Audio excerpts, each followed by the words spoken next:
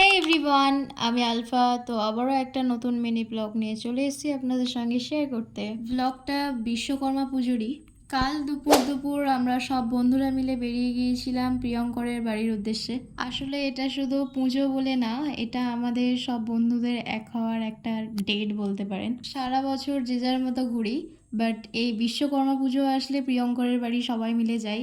গত 2-3 বছর ধরে এটাই চলে আসছে। তো সেই মতো আমরা কাল চলে যাই প্রিয়ঙ্করের বাড়ি। আমরা কয়েকজন বন্ধু আগে আগে পৌঁছে গিয়েছিলাম, তারপরে কিছুক্ষণ পর আরও কিছু বন্ধুরা এসেছিল।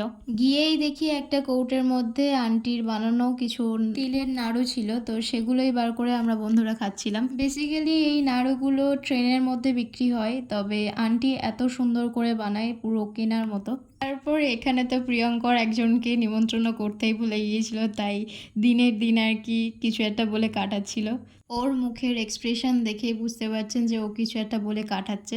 ওকে দেখে তো আমার প্রচণ্ড হাসি পাচ্ছিল। কে ভাই এরকম করে, নিমন্ত্রণ করতে ভুলে গিয়ে দিনের দিন আবার নিমন্ত্রণ করে? আমি তো ফার্স্ট টাইম এরকম প্রাণী দেখছি। খেতে খেতে তারপরে প্রীতিশের একটা কল আসে, দেন ও তো উঠে যায় একদম এক্সাইটমেন্টে। অ্যাকচুয়ালি আমি বুঝি না ভাই যে এরা ঝগড়া করে কি পায়। ও তো ঝগড়া করে খুবই মজা পেয়েছে। দেন আমাদেরকে প্রিয়ঙ্কর এসে ফ্রুটি দিয়ে যায়। ফ্রুটিটা শেষ করতে না করতে প্রিয়ঙ্কর এসে কিছু পিঠে দিয়ে যায়।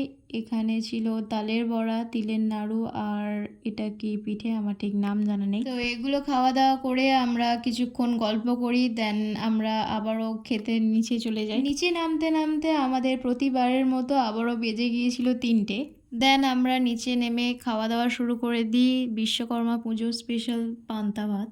দেন আমাদের খাওয়া দাওয়া শেষ হলে আমরা সবাই মিলে উপরে 2-3 ঘন্টা আড্ডা মারি, দেন বাড়ি চলে আসি। তো আজকে ভিডিওটা এই পর্যন্ত, দেখা হচ্ছে নেক্সট কোনো ভিডিওতে। টাটা।